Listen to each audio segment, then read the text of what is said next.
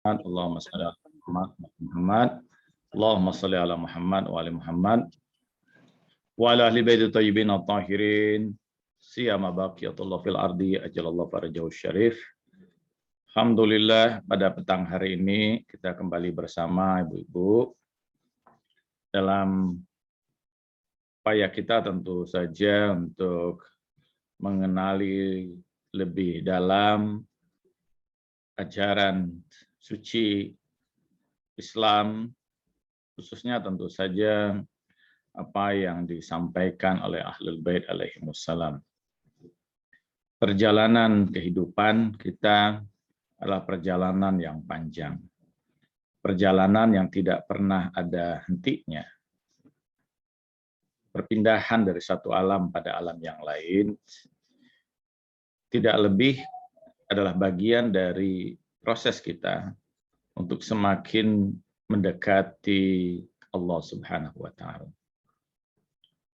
Kematian tentu saja menyedihkan, tapi pada saat yang sama membahagiakan. Kesedihan bagi orang-orang yang cintai ditinggalkan, tapi kebahagiaan bagi orang yang pergi meninggalkan kita semua, karena dia berjumpa dengan keluarga yang cintainya, berjumpa dengan kekasih-kekasih Allah Subhanahu wa Ta'ala. Kematian memisahkan dari orang yang ada di dunia, tapi mempertemukan dengan orang-orang yang telah lebih dahulu meninggal dunia. Jadi tidak pernah seorang mukmin yang meninggal dunia itu berada dalam kesepian. Di awal perjalanan kehidupan, di awal perjalanan kematiannya pun orang-orang yang dicintainya menjemput dirinya. Kita lanjutkan kajian kita pada petang hari ini dengan tema kita kebangkitan di akhirat. Saya bisa jadi co-host ini, Mbak Ira, biar bisa sharing ini. Iya, saya sudah buka share screen-nya, Ustaz. Iya. Iya, sudah bisa Ustaz ya?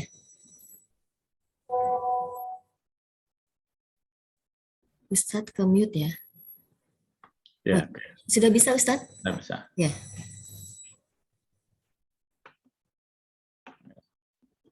Ya, proses sebelum kita sampai pada pembicaraan ini, bahwa kita sudah bicarakan sebelumnya tentang alamul barzakh, ya, alam antara, disebut alam barzakh seperti yang sudah kita bicarakan, karena dia berada di antara alam dunia ini dengan alam akhirat, alam di mana kemudian proses penyempurnaan diri kita terjadi. Jadi manusia haruslah tentu melewati alam barzakh ini untuk sampai bisa pada kesempurnaan yang hakiki, ya, kesempurnaan yang mutlak menuju Allah Subhanahu wa Ta'ala. Jadi karena itu bahwa lama tidaknya atau berapa lama kemudian orang berada di alam barzakh, sebagian mengatakan bahwa itu sebagai sampai yaumal qiyamah, yauma yub'atsun, ya, ila yaumi yub'atsun, sampai hari dibangkitkan. Nah, hari dibangkitkan itu yang dalam bahasa kita gunakan sebagai yaumal qiyamah. Tetapi persoalannya adalah berapa lama dari kematian itu sendiri sampai yaumil qiyamah itu. Nah, ini nanti akan kita bicarakan juga, ya. Tapi sebelum kita bicarakan itu, bahwa artinya dalam Al-Quran sendiri disebutkan, ya, yuhyi wa yumit wa yuhyi wa hayyul la yamut. Dia dihidupkan, dimatikan, dihidupkan lagi dan dimatikan lagi, gitu kan. Yuhyi wa yumit, dimatikan dan dihidupkan lagi. Jadi ada dua fase dalam Al-Quran kematian yang akan dialami manusia, dan akan ada dua fase juga kehidupan kembali, ya. Yuhyi wa yumit, yumit wa yuhyi, ya. Jadi dia dimatikan dan kemudian dihidupkan lagi, ya. Ada dua fase yang kemudian disebutkan dalam Al-Quran itu. menunjukkan bahwa proses pertama manusia meninggal dunia itu adalah proses perjalanan dia di alam barzah. Dan proses kedua adalah proses di mana kemudian dia diwafatkan dari alam barzah menuju alam akhirat. Disebut akhirat karena dia adalah akhir ya. Karena itu dalam bahasa kita akhir juga lah ya, dari bahasa Arab sebenarnya akhir. Jadi akhirat itu disebut akhirat karena dia akhir minat takamulul insan. Akhir dari apa? Akhir dari perjalanan kesempurnaan manusia. Jadi yang dimaksud akhirat itu tidak lain adalah puncak kesempurnaan dari seluruh alam yang akan dilalui manusia. Yang di situ adalah alam yang merupakan kebahagiaan tanpa derita dan derita tanpa kebahagiaan. Artinya semua menjadi sempurna. Kalau di alam dunia ini kebahagiaan dan derita bercampur menjadi satu ya. Tetapi di alam akhirat bahwa karena itu sudah alam murni, alam akhir dari perjalanan kesempurnaan manusia, maka manusia yang mencapai kebahagiaan yang hakiki tanpa derita, manusia yang mencapai derita hakiki yang tanpa kebahagiaan. Nah, itu yang kemudian disebut sebagai akhirat ya. Dan Al-Quran mengatakan wal akhiratu khairul laka minal ula. Akhirat itu lebih utama dari dunia ini. Kenapa? Karena dia lebih sempurna. Kalau di alam dunia ini alam yang tidak sempurna, alam yang fana, alam kehilangan, alam kesedihan, alam keresahan, alam kegagalan, alam derita ya. Tapi di akhirat itu alam yang kesempurnaan itu terjadi. Nah, apa yang dimaksud dengan kiamat ya? Kiamat itu dari kata qoma yaqumu qiyamah, artinya berdiri. Gitu. Jadi tidak sepenuhnya ya sebagaimana mungkin dibicarakan bahwa kiamat itu dalam kehancuran. Tapi kiamat itu sebenarnya adalah berdiri. Dari kata qoma yaqumu qiyaman. Ada 101 nama kiamat yang disebutkan baik di dalam Al-Qur'an ya, khususnya di dalam Al-Qur'an. Ada 101 nama kiamat ini. Ada yaumal qiyamah, yaumal hasrah, yaumal nadamah ya, yaumal muhasabah, yaumal mus'a'ala, yaumal musabaqah, yaumal munaqasyah, yaumal munaffasah, yaumal zalzala, yaumal damdama, liqa'a yaumal sa'ah dan seterusnya ya. Jadi ada banyak sekali nama yang Allah Subhanahu wa taala nisbahkan kepada nama peristiwa atau peristiwa yang kita sebut sebagai hari akhir itu ya. Jadi ini menunjukkan pada kita kenapa Allah menggunakan 101 nama ini, begitu banyaknya nama itu. Itu menjelaskan sebenarnya karakteristik atau sifat dari hari kiamat itu. Yaumal yaumal hukuman, ada yaumal adim, yaumal keagungan, yaumaddin ya, hari pembalasan ya. Yaumal masir, tempat kembali, yaumal hasyr, tempat dikumpulkan semua ya. Jadi kalau di alam ini ada yang terpisah satu dengan yang lain, di alam barzah pun kita masih mungkin terpisah. Tapi di alam akhirat itu yaumal hasar, yauma dikumpulkan semua. Dan dikumpulkan semua bukan hanya dalam konteks kita saat ini, tapi keseluruhan manusia. Yaumal buka, hari menangis ya, dan seterusnya. Ada banyak, ada 101 makna atau nama yaumal qiyamah ini. Jadi ini menunjukkan kepada kita bahwa betapa dahsyatnya hari itu, betapa luar biasanya hari itu. Kalau kematian saja luar biasa pada saat ini di dunia ini, ya, apalagi kematian menuju akhirat itu. Kematian, perbandingan antara kematian yang terjadi di dunia ini dengan kematian nanti di yaumil mahsyar, ya yaumil barzakh ya. Sebagian hadis menyebutkan bahwa dia ribuan kali, alaf adaf minal mautil dunia. Ya. Jadi ada ribuan kali lebih dahsyat dibandingkan kematian yang terjadi di dunia. Bayangkan. Sementara kematian di dunia saja, Rasulullah mengatakan bahwa adaful maut, selemah-lemahnya kematian, seringan-ringan kematian itu, Rasulullah kasab'ina, seperti 70 kali tebasan pedang. Itu realitas kematian ya. Tapi bagaimana orang menghadapi itu tentu berbeda satu dengan yang lain. Bahwa orang-orang mukmin tentu saja, walaupun kemudian Rasulullah mengatakan begitu dahsyat kematian itu, tetapi bagi orang yang berserah diri, bagi orang yang mukmin, tentu menghadapi itu dengan kepasrahan ya. Kepasrahan itu membuat dirinya ini atau taslim, membuat peristiwa itu berjalan dengan baik ya, dengan cepat gitu. Artinya dia tidak mengalami derita yang dahsyat luar biasa, berbeda dengan orang-orang yang kafir ya, atau orang-orang yang terikat hatinya dengan kehidupan dunianya, sehingga dia berat sekali untuk melepaskan ini. Dan kadang kita melihat Bu ya, misalnya orang-orang yang punya beban dengan kehidupan dunianya ini, itu sulit sekali ketika hendak dalam proses sakratul mautnya.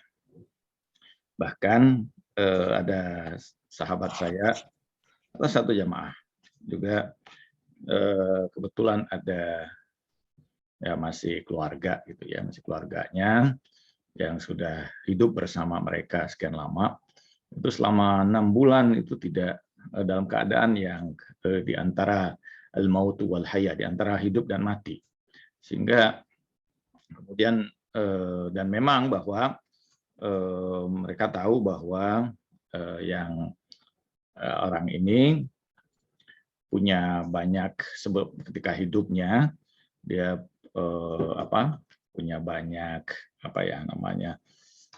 mungkin kesaktian ya, banyak kesaktian yang diambil mungkin dari beragam tempat, sehingga itu mungkin memberatkan dia ya untuk perjalanan berikutnya.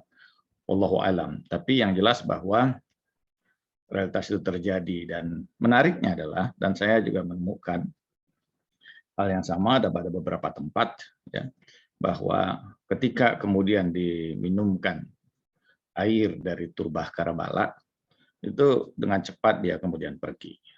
Apapun yang membebani dia dalam proses ketika sakaratul maut. Dan itu luar biasa ya. Kalau saya memiliki beberapa pengalaman lah terkait dengan turbah Karbala. Nah, sekali lagi bahwa ini menunjukkan betapa dahsyatnya, betapa luar biasanya, dan kalau kita baca satu-satu ya, dan juga mungkin bisa dijelaskan satu-satu dari nama-nama Yaumul Qiyamah ini, maka itu kita akan mendapatkan hal yang sangat dahsyat dari apa yang disebut dengan Yaumul Qiyamah. Jadi kalau kematian di dunia saja sudah begitu luar biasa ya, sebagaimana Rasulullah mengatakan bahwa man mata faqad qama qiyamatu. Barang siapa yang meninggal dunia, maka terjadilah kiamat padanya. Yang disebut dengan kiamatul sugro. Nah, kiamat berikutnya itu disebut dengan kiamatul kubro.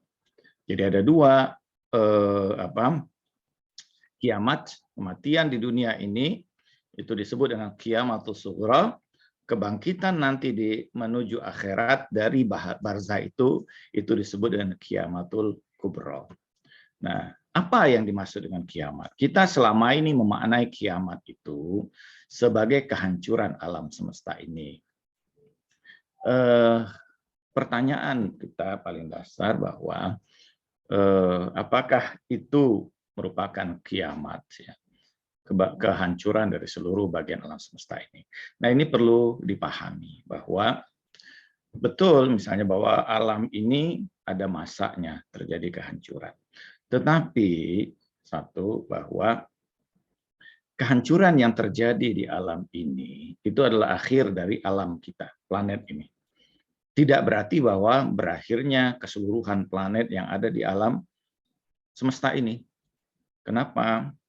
Karena Allah Subhanahu wa Ta'ala tidak berhenti menciptakan makhluk-makhluknya dengan berakhirnya kehidupan kita ini. Bahkan di dalam Al-Quran Allah Subhanahu wa Ta'ala menyebutkan yauma tubaddalul ardh ghairul ardh. Pada hari kami gantikan yauma tubaddalul ardh ghairul ardi was samawat. Pada hari kami gantikan bumi ini dengan bumi dan langit yang lain lagi. Jadi menunjukkan kata para ulama bahwa proses penciptaan Allah Subhanahu wa Ta'ala itu terus terjadi. Bahkan, dan ini satu hal yang menarik mungkin Ibu baru dengar ya. Ada hadis dari Imam Ja'far As-Shadiq alaihissalam, alaf Adam qabla Adamuna wa alaf Adam ba'da Adamuna. Ada 1000 Adam sebelum Adam kita dan akan ada 1000 Adam lagi setelah Adam kita. Jadi setelah kehancuran kita semua, kehancuran bumi ini, ya galaksi kan masih banyak lagi Bu ya. Sekarang aja orang NASA menunjukkan bahwa ada sekitar 1 miliar galaksi. Dalam satu galaksi itu ada ratusan tata surya. Kita itu adalah planet kita itu berada dalam satu tata surya. Nah, kita berada dalam galaksi Bima Sakti. Ada 1 miliar dalam prediksi yang dikemukakan oleh NASA. Tapi akal mengatakan bahwa alam raya ini tidak memiliki batasan, gitu. Karena dia gambaran dari Allah sebagai pencipta yang tidak terbatas. Nah, jadi bisa jadi di galaksi-galaksi lain ada kehidupan dan sebagainya. Atau Allah menciptakan lagi kemudian Adam-Adam yang baru dan seterusnya. Hancurnya kita semua, bumi kita, menghidupkan lagi, kemudian ada makhluk lagi diciptakan Allah terus lagi seperti itu. Karena Allah tidak berhenti dengan hanya menciptakan kita semata. Oke. Nah, tetapi bahwa ada yang memaknai kiamat bukan sekedar kehancuran. Kiamat itu apa? Yaitu terangkapnya hijab-hijab dan tanggalnya segala bentuk pakaian, tampilnya hakikat, terpancarnya al-haq dengan hakikat ketunggalannya yang hakiki. Jadi sebagaimana kemudian kalau di alam ini, di dunia ini, yang menjadi kemudian hakim itu manusia tentu saja, yang menetapkan sesuatu dan sebagainya.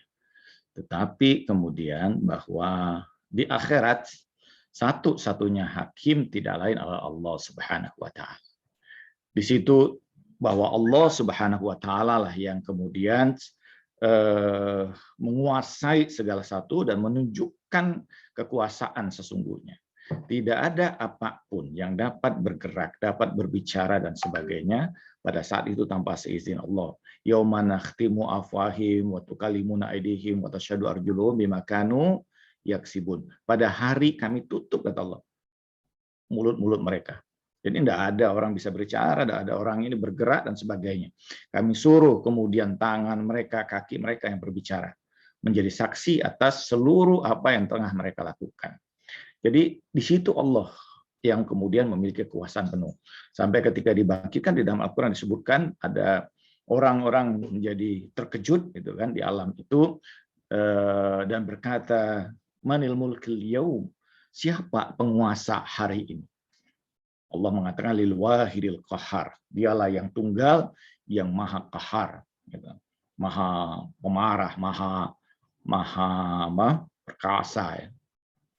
Jadi Allah menunjukkan hakikat ketunggalannya. Jadi dalam konteks ketika kita berbicara tentang liqa Allah, itu di yaumil akhirah itu adalah Allah betul-betul memancarkan hakikat dirinya. Walaupun tentu Allah tidak mungkin disaksikan dalam konteks keterbatasan. Kita tidak bisa melihat dalam ini, karena alam itu sendiri bukan alam yang terbatas juga, ya. Terpancarnya segala sesuatu dalam bentuk yang hakikinya. Jadi segala sesuatu ini tidak lagi terbentuk seperti sebelumnya, tapi sesuai dengan keadaan hakikinya masing-masing. Setiap orang itu tampil di yaumil mahsyar itu dalam wujud asli dan wujud hakiki dirinya. Seperti apa nanti kita bicarakan. Wujud hakiki dan wujud ini ya. Barang siapa yang tahu, nah ini yang dimaksud dengan kiamat besar, yaitu bahwa di mana segala sesuatu ini dari jiwa-jiwa yang ada, seluruh jiwa yang ada ini muncul di alam berikutnya itu. Jadi kembalinya kemudian seluruh jiwa ini pada hakikat asli. Kita tahu bahwa sebagaimana Al-Quran mengatakan, "Iza asabathum musibah qalu inna lillahi wa inna ilaihi raji'un." Jadi ketika yang namanya kiamat itu yaitu kembalinya segala sesuatu kepada Allah Subhanahu wa taala. Jadi ini kiamat adalah atau dalam bahasa lain kita maknai juga, atau para ulama memaknai bahwa yang dimaksud kiamat itu adalah berdirinya seorang hamba dalam kekuasaan mutlak Allah Subhanahu wa taala. Di situ tidak ada lagi hijab seperti yang terjadi pada saat ini. Semua terbuka. Al-Quran menyebutkan tentang kiamat itu sebagai yaumatublas sarair.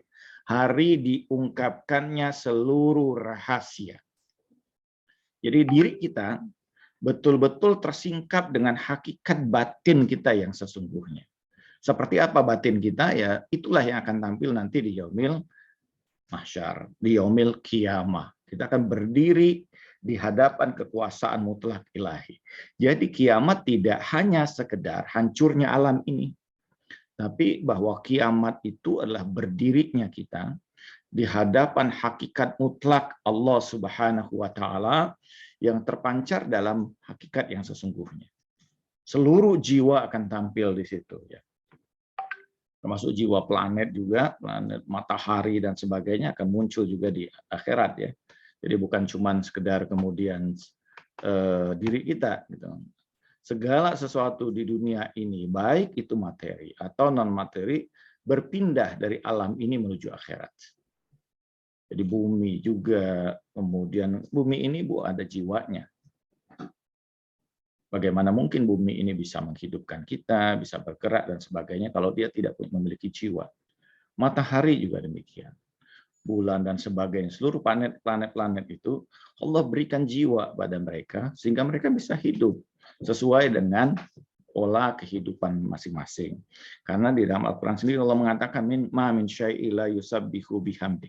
Tidaklah segala sesuatu kecuali bertasbih dan memuji Allah Subhanahu wa taala. Menunjukkan kepada kita bahwa segala sesuatu ini pada hakikatnya semua memiliki jiwa dan semua hidup. Jadi pelajaran biologi kita selama ini yang membedakan ada benda mati, ada benda hidup itu pelajaran yang sangat materialistis. Kenapa? Karena hanya melihat dari konteks material saja.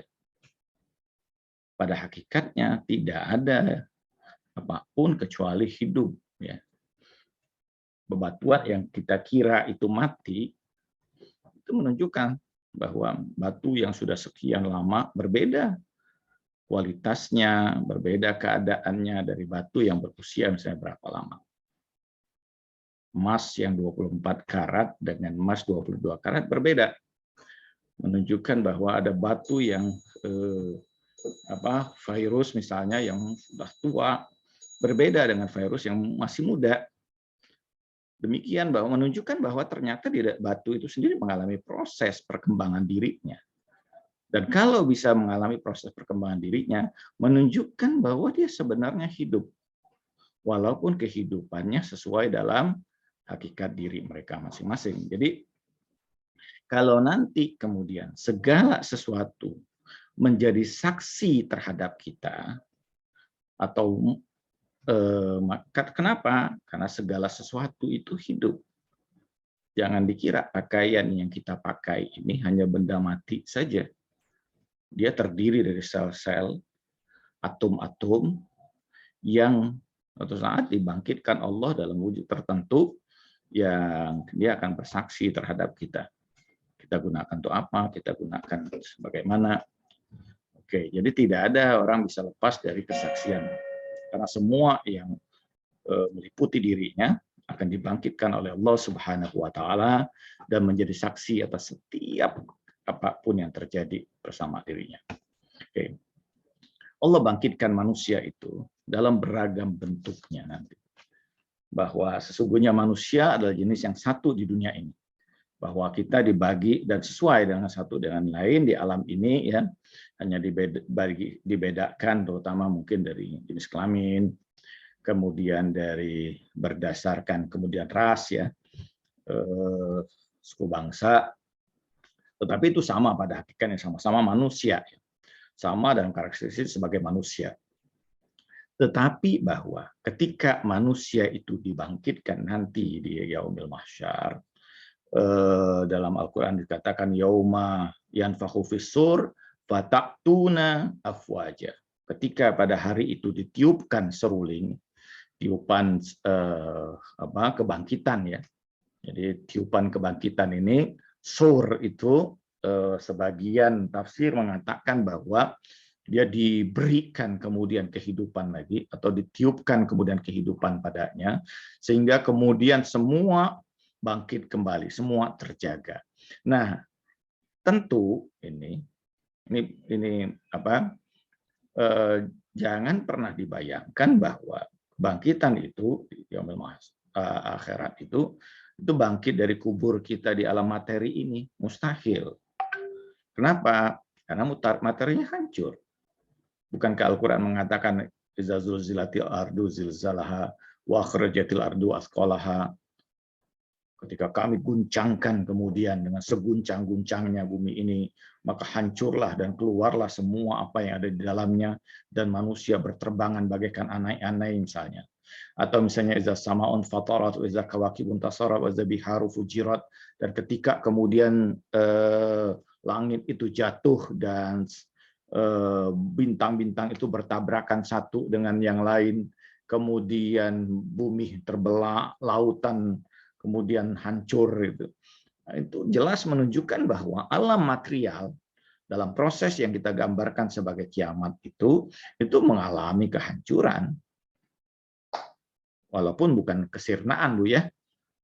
Kehancuran bukan berarti kesirnaan. Dia mengalami kehancuran, jelas. Karena kenapa? Jiwanya sudah tidak ada lagi di situ. Dia sudah harus berpindah pada tingkat alam yang berikutnya. Nah, jadi bagaimana mungkin orang bisa muncul lagi dari kuburnya yang material ini? Tidak mungkin. Dan kalau dia kembali lagi ke alam materi, maka hukum-hukum yang berlaku adalah hukum-hukum yang materi lagi. Seperti yang ada. Sementara hukum yang terjadi di alam akhirat itu bertolak belakang dengan apa yang terjadi di alam dunia. Contohnya, kalau di dunia ini kita kebakaran, orang kebakaran deh, atau orang terbakar. Dari mana dia terbakar? Bisa jadi karena ada api yang menyambar dirinya, ya, atau dimulainya Arab Spring itu dengan peristiwa di mana seorang pedagang kaki lima di Tunis itu membakar dirinya. Ya di Tunis, ya, Tunis atau Maroko. Dia membakar dirinya protes atas kemudian ketidakadilan yang terjadi sehingga menimbulkan gejolak gelombang. Nah, kenapa dia terbakar? Karena dia membakar dirinya, dia menyiram dirinya itu dengan bensin dan menyulut kemudian api yang membakar seluruh tubuhnya. Itu di dunia. Di akhirat bagaimana? Al-Quran mengatakan bahwa wa narullahu allati tattali'u alal afidah. Api Allah itu membakar dari dalam diri mereka keluar. Terbalik. Justru dari api itu bukan dari luar ke dalam, tapi dari dalam diri kita akan membakar diri kita. Orang yang berada di neraka dalam keadaan seperti itu. Nah, menunjukkan ini, contoh ini menunjukkan bahwa hukum yang terjadi di alam dunia dengan hukum yang terjadi di alam akhirat bertolak belakang. Oke. Dan pada hari itu kami setiup seruling, yauma yanfakhu fis-sur fataktuna afwaja. Karena dibangkitkan dengan tiba-tiba semua, karena sudah berada dalam hukum ilahi di situ, orang tidak punya ikhtiar lagi di situ. Dia tidak punya lagi seperti dalam kehidupan di dunia ini, orang bisa punya pilihan, orang bisa punya pikiran sendiri, dia datang dengan tergesa-gesa, fatatuna afwaja, kata Allah. Sehingga pada saat itu manusia dikumpulkan kemudian berdasarkan karakter dan keyakinan mereka masing-masing. Jadi karena itu katanya bahwa nanti di akhirat akan banyak kemudian jenis manusia. Bukan hanya seperti yang ada di dunia ini. Di akhirat bahwa manusia dikumpulkan berdasarkan karakter dan perilaku mereka masing-masing. Nah, ada kelompok yang berjalan di jalan yang terhormat misalnya. Allah mengatakan pada surah Maryam ayat 85, yauma nahsyurul muttaqina ila rahmani wifda. Bahwa kami kemudian kumpulkan orang-orang yang bertakwa itu menuju, nah ini menarik bahwa menuju Tuhan yang Maha Pengasih, ila rahmani wifda, sebagai apa? Perutusan yang terhormat. Jadi kalau ada tamu yang terhormat, kita kan biasanya berkata bahwa Pak itu dibentangkan kemudian. Lihat apa? Lihat apa? Ya, dibentangkan karpet merah sebagai tamu yang terhormat. Jadi ada orang-orang yang nanti ketika dibangkitkan di alam akhirat itu, mereka kemudian bagaikan perutusan yang terhormat, berjalan dengan keanggunan, jalan dengan kehormatan yang luar biasa. Sedangkan ada orang yang kemudian berjalan dalam penderitaan. Ada kelompok-kelompok yang kemudian berjalan dalam derita, dalam rasa malu, dalam ketakutan yang luar biasa. Wa yauma yahsyuru a'da Allah ilan nar fahum yuzaun. Dan pada hari kami bangkitkan kemudian musuh-musuh Allah menuju neraka, dan mereka itu dalam keadaan gemetar yang luar biasa, dalam keadaan ketakutan. Fahum yuzaun, kata Al-Quran. Mereka dalam keadaan menggigil, dalam keadaan yang ketakutan luar biasa. Ini menunjukkan bahwa apa? Bahwa ada orang-orang yang kemudian dipisah, dibedakan satu dengan yang lain. Ada juga yang Allah katakan, wa nahsyuruhu yaumal qiyamati a'ma. Dan kami bangkitkan mereka itu nanti di yaumil kiamat dalam keadaan buta.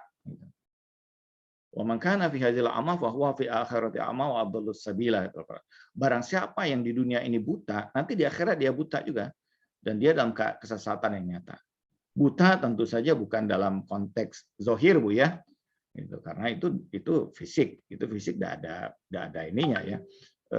Ada banyak orang yang buta dan hafal Al-Qur'an, ada banyak orang buta misalnya memiliki kemuliaan yang luar biasa. Tapi yang dimaksud Allah tentu buta dalam konteks bahwa batinnya, ya, mata hatinya ini buta. Dia tidak mampu melihat hakikat cahaya yang sesungguhnya. Dan mereka kemudian itulah yang kemudian dibangkitkan karena buta. Buta dalam pengertian apa ini? Para misalnya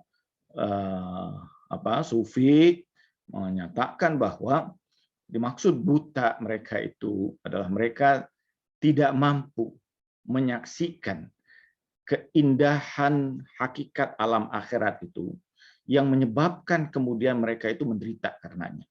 Jadi begini Bu, bahwa kalau kita ini mata kita sehat, kita keluar rumah melihat cahaya itu, maka kita bisa melihat beragam hal, beragam keindahan, beragam hal yang luar biasa.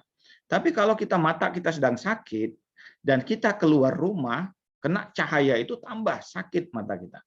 Kita tidak bisa melihat apapun. Demikianlah ketika orang itu dibangkitkan di dalam akhirat itu dalam keadaan yang mereka buta.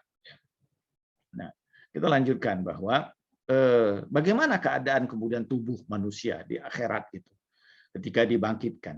Mereka dibangkitkan dalam hakikat diri mereka yang hakiki.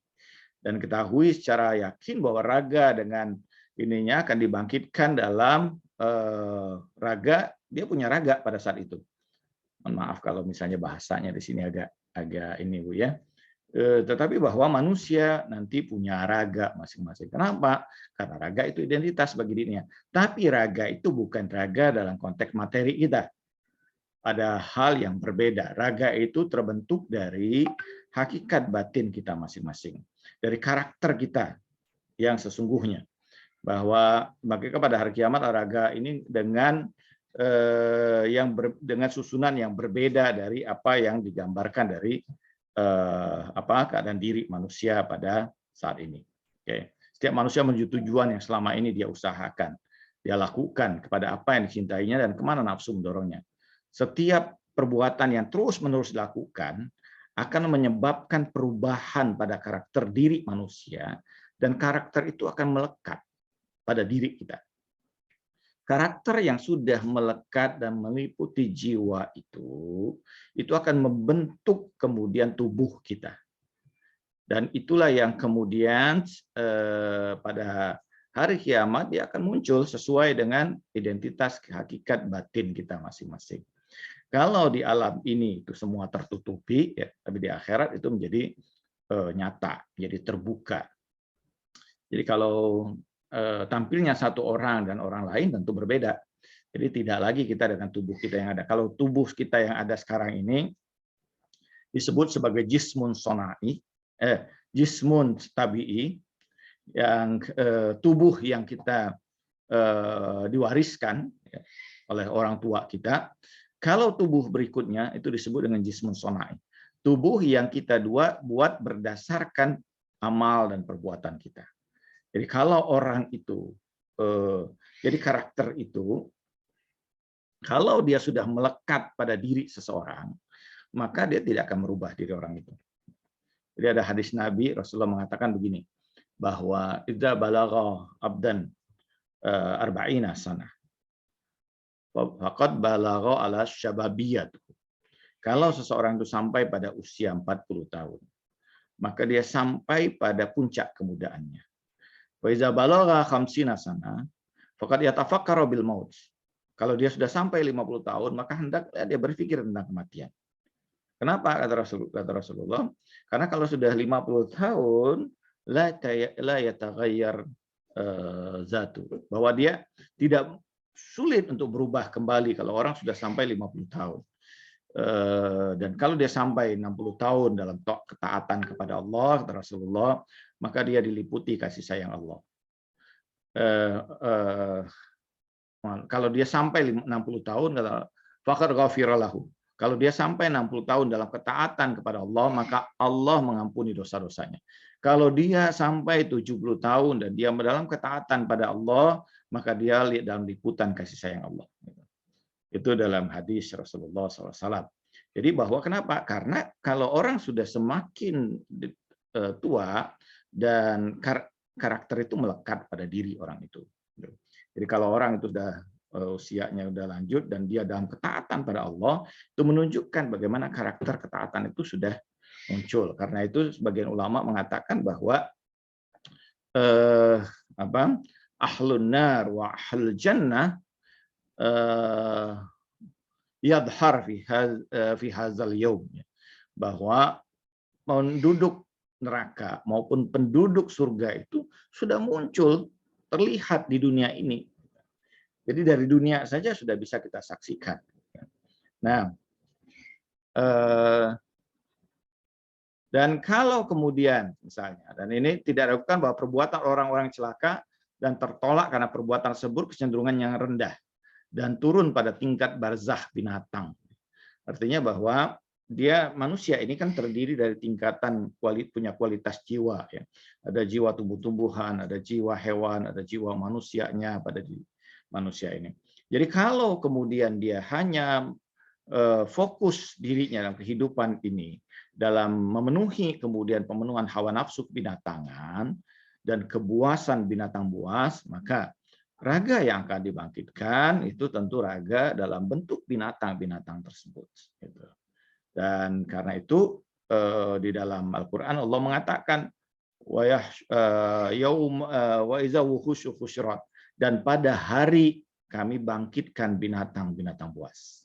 Jadi binatang buas yang dimaksudkan itu bukan lagi harimau dan sebagainya, tapi binatang buas itu adalah hakikat batin manusia yang Allah tampilkan dalam kehidupan berikutnya di yaumil qiyamah. Jadi bahkan dalam hadis Rasulullah SAW mengatakan bahwa sayahsyuru ba'dun nas fi suratil khinzir wakir. Jadi akan dibangkitkan nanti sebagian manusia itu dalam rupa monyet dan babi. Ini bergantung dari menunjukkan, Nabi menunjukkan kepada kita bahwa ada manusia-manusia yang karakteristik mereka itu tidak lebih dalam pola yang seperti itu. Zahiruhum insan, batinun haiwan. Zahirnya manusia, tapi batinnya mereka tidak lebih dari binatang. Jadi kalau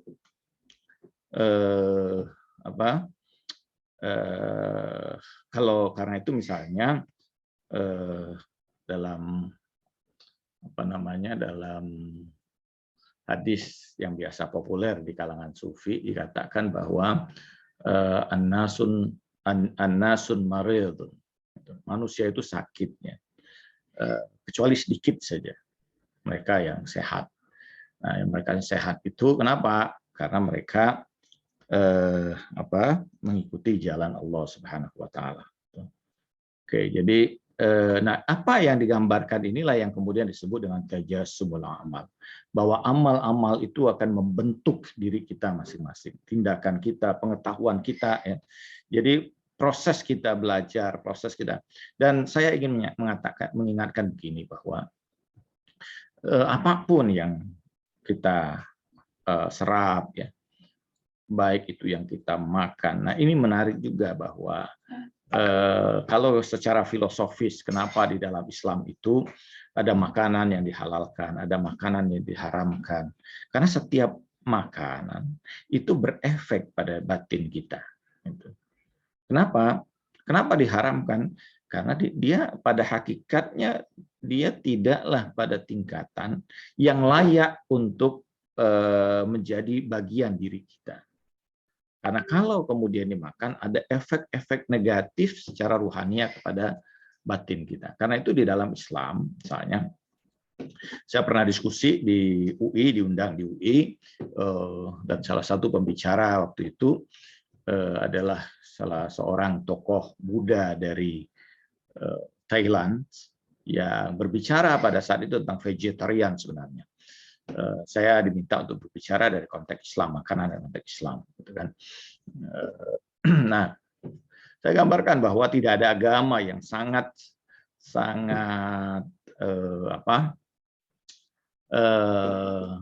ketat dalam makanan kecuali Islam. Sangat begitu memperhatikan soal makan di dalam Islam itu. Al-Quran mengatakan halalan kulu washrabu wala tusrifu, makanlah, minumlah kamu, jangan berlebihan. Kemudian lagi misalnya kemudian halalan thayyiban, ya, sudah halal dan thayyib lagi dan sebagainya. Bahkan dia ingin mengharamkan, ya, misalnya dia ingin mengajak orang untuk tidak kemudian makan hewan dan sebagainya. Tapi bahwa di dalam hadis ada hadis dari Imam Ali, diriwayatkan dari Imam Ali alaihissalam, la ta'jal butunaka qabral hewan. Jangan jadikan kemudian perut kamu sebagai kuburan hewan. Tapi yang dimaksud Imam Ali adalah bukan dalam konteks perut ini yang kemudian kita makan daging itu menyebabkan menjadi kuburan hewan. Tapi yang dimaksud oleh Imam Ali alaihissalam adalah bahwa jangan jadikan batin itu, butun bukan berarti perut ya, tapi bagian batin kita itu sebagai kuburan hewan. Kuburan hewan yang masuk seluruh karakteristik hewan muncul pada batin kita. Itu yang dimaksudkan oleh Imam Ali. Bukan kemudian tidak boleh makan daging ya. Makan daging itu pada kalanya memang diharuskan pada waktu-waktu tertentu. Oke. Nah, ini karakter yang melekat, baik yang utama maupun yang rendah, memiliki efek yang sampai pada batin manusia. Hakikat manusia tergambarkan kemudian dalam beragam karakter itu. Dan seluruh kemudian, dan ini berefek. Makanan itu berefek sekali, apa yang kita lakukan itu berefek juga, sehingga ada hadis Nabi mengatakan bahwa kalau kamu berat untuk sholat malam, perhatikanlah apa yang telah kamu lakukan di siang hari. Apakah kamu melakukan dosa, ataukah kamu menzalimi orang lain, atau ada makanan haram yang masuk ke dalam tubuhmu. Itu kata Rasulullah. Jadi ini berefek, menunjukkan bahwa hal-hal itu berefek pada diri kita ya. Nah, dan bagi siapa paham dengan akhlak binatang buas, bahima wasabiyah, derajatnya akan turun dan keluar dari tingkat manusia. Jadi dia turun dari kemanusiaannya, yang muncul ada kehewanannya. Dan dia sudah, kalau konteks begitu kan sudah susah ya, sudah kan, kenapa kemudian tidak bisa lagi mendengar, tidak bisa lagi dinasehati dan sebagainya, karena memang hakikat mereka bukan lagi sebagai manusia, tapi hakikat mereka tidak lebih sebagai binatang. Dalam satu riwayat yang mungkin sudah ibu-ibu pernah dengar dari ustaz-ustaz yang lain, suatu saat Imam Ja'far As-Shadiq melakukan haji bersama Abul Basir, sahabat Imam Ja'far alaihissalam. Abul Basir ini disebut sebagai Abul Basir karena buta, anaknya yang melihat. Jadi digelari sebagai Abul Basir, ayah dari orang yang melihat.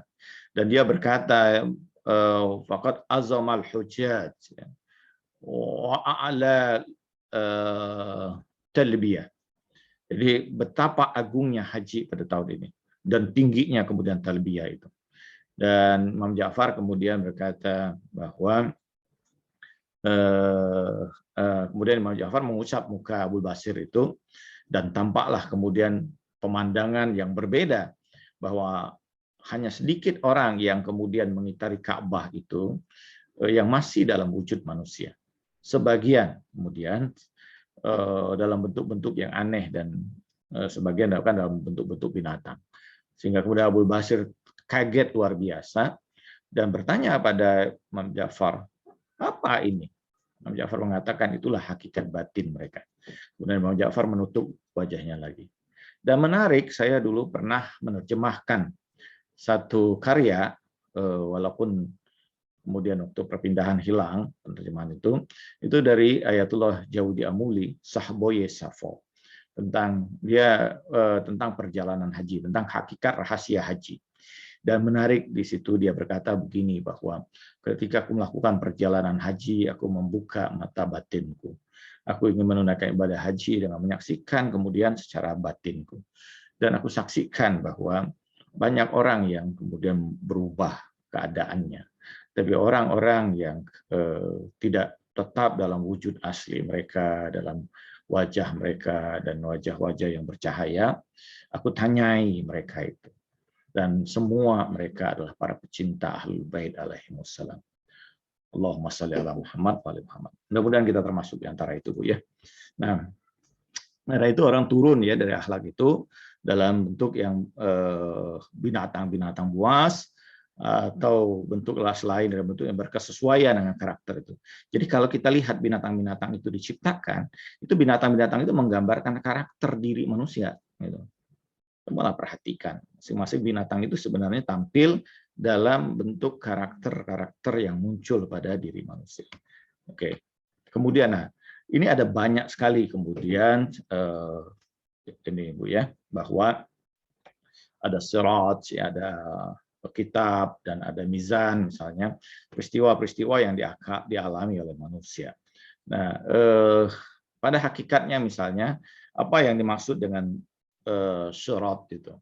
Sirat disebut sirat itu kita menyebutnya biasanya jalan, Bu ya, sirat gitu. Tapi di dalam Al-Qur'an sebenarnya ada banyak jalan, istilah jalan yang digunakan. Kalau dalam bahasa Arab misalnya ada syari', ada sabil, ya kan? Fisabilillah, ada sirat. Ya. Apa perbedaannya? Bahwa para ulama yang ahli bahasa mengatakan bahwa kalau ada thorik lagi itu bukan jalan juga. Tapi bahwa yang membedakannya kalau sirat itu ada jalan yang tidak lagi ada halangannya. Jadi karena itu dia terbentang ya di hadapan kemudian kita. Nah, tapi kita harus patut sadari bahwa apa yang muncul, seluruh peristiwa-peristiwa yang muncul di akhirat nanti, itu tidak lain sebenarnya adalah apa yang telah dilakukan oleh manusia dalam kehidupan di dunia ini. Jadi sirat yang dimaksud itu adalah perjalanan kehidupan masing-masing. Karena itu, bahwa bagaimana siratnya nanti yang dilewati sesuai dengan apa yang ada dalam kehidupan di dunia. Jadi karena itu kita sudah mendengar tentang siratul. Misalnya ada hadis mengatakan begini, ada hadis menarik. An-sirat adaku minasyir, fahadu minasayf. Sirat itu lebih halus dari selai rambut dan lebih tajam dari sebilah pedang. Karena itu sebagian misalnya orang dulu atau kita diceritakan bahwa sirat itu nanti yang akan dilewati itu seperti rambut yang dibelah 7 gitu. Itu menunjukkan saking halusnya. Tetapi ada 2 sifat, ada 2 karakter sebenarnya, ada 2 simbol di sini yang Rasulullah SAW sampaikan. An-sirat adaku minasyir wahadu minasayf. Sirat itu lebih halus dari selai rambut dan lebih tajam dari sebilah pedang. Apa maksudnya ini? Ini 2 sifat yang digambarkan oleh Rasulullah SAW, bahwa dia lebih halus dari selai rambut. Ada seorang ulama menerjemahkan begini, menafsirkan dengan sangat luar biasa, bahwa yang dimaksud adaku minasyir, yaitu lebih halus dari selai rambut, itu adalah persoalan yang paling dalam diri manusia. Apa persoalan yang paling dalam diri manusia itu? Keyakinan. Keyakinan itu adalah sesuatu yang sangat halus, ya. Tetapi bahwa sesuatu yang sangat halus itu membentuk keseluruhan diri manusia, membentuk cara pandang manusia, membentuk kehidupan manusia. Nah, mencari kemudian kenapa dia sangat halus, dan ini adalah proses di mana kemudian orang itu berusaha mencari keyakinan yang benar. Dan itu bagaikan usaha yang sangat luar biasa, memerlukan kemudian pemikiran, memerlukan kesabaran, memerlukan kemudian ketundukan pada kebenaran, ya. Jadi kalau kemudian kita alhamdulillah mengenal Ahlul Bait alaihimussalam, itu kan lewat proses yang panjang. Itu tidak mudah. Dan setelah itu pun masih kita dalam upaya apa sebenarnya kita mau menerima ini? Karena kita melihat inilah kebenaran. Inilah Islam yang sesungguhnya. Dan karena itu kita sudah berusaha, kita tidak mengganggu orang. Kita berusaha untuk mencari pandangan yang benar, yang paling benar tentang Islam. Tapi ketika kita memiliki pandangan ini, orang tiba-tiba memusuhi kita. Ini sesuatu yang menunjukkan bahwa ini sesuatu yang sebenarnya sangat halus, ya, tapi di sisi yang lain Nabi mengatakan lebih tajam dari sebilah pedang. Kenapa? Hadu minasayf. Kesempurnaan pedang itu dalam ketajamannya. Tidak ada guna pedang itu kalau dia tidak tajam. Dia hanya sekedar jadi pajangan saja. Dan itu fungsi utama pedang itu tidak berguna. Jadi apa kata ulama ini yang menunjukkan simbol apa kesempurnaan itu? Simbol dalam akhlakul karimah, akhlakul mahmudah, akhlak yang terpuji, akhlak yang mulia. Jadi kalau seseorang itu memiliki keindahan akhlak, maka gambaran kesempurnaan dia sebagai manusia itu muncul. Nah, kalau bergabung 2 hal ini, yaitu bahwa dia itu satu sisi memiliki keyakinan yang benar dan teguh padanya, kemudian memiliki akhlak yang sempurna, akhlak yang indah, maka pada hakikatnya dia berjalan dalam sirat itu. Karena itu, pada suratul Fatihah, Allah menjelaskan pada kita, Allah tidak mengatakan apa sirat itu. Ketika disebutkan siratal mustaqim, ya, Allah tidak menjelaskan apa sirat, tapi Allah menunjukkan siapa. Siratal ladzina an'amta alaihim ghairil maghdubi alaihim waladhdallin, yaitu orang-orang yang mendapatkan kenikmatan, tidak berada dalam kemarahan Allah, tidak berada dalam kesesatan, Yaitu orang-orang yang memang dalam konteks ini punya keyakinan yang benar dan punya akhlak yang indah. Para nabi, para kekasih Allah, ahlul bait alaihimussalam, mereka pada hakikatnya lah sirat itu. Karena itu Imam Ja'far mengatakan, nahnu siratul mustaqim. Kami ini siratul mustaqim. Kenapa? Karena memang silsilah dari Nabi Adam sampai Shahibul Asri wa Zaman Ajal Farjul Sarif itu jalan yang satu, garis yang lurus yang satu. Yang kedua, bahwa mereka yang digambarkan oleh Al-Quran itu, mereka yang kemudian ditujukan oleh Al-Quran yaitu orang-orang yang mendapatkan kenikmatan, tidak berada dalam kemarahan dan tidak dalam kesesatan. Jadi dan ini yang akan muncul nanti. Jadi tidak lain sirat itu adalah gambaran dari seluruh proses perjalanan kita dalam kehidupan kita di dunia. Itulah yang akan muncul di yaumil kiamat. Dan di dalam Al-Quran Allah Subhanahu Wa Taala menyebutkan bahwa yauma taral mu'minina wal mu'minat yas'a nurahum baina aydihim wa bi aymanihim.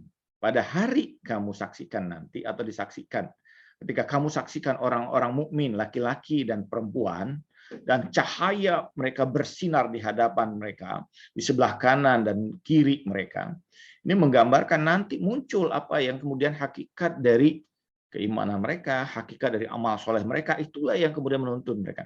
Sehingga dalam hadis Rasulullah mengatakan bahwa sayuzhiru yaumal qiyamah anna ba'dun nas nurahum kas-sama. Bahwa sebagian manusia nanti kata Rasulullah, cahaya itu bagaikan kemudian langit yang luar biasa. Ada lagi Rasulullah menyebutkan misalnya kasyams, ada yang bagaikan matahari. Ada kal-qamar, bagaikan rembulan.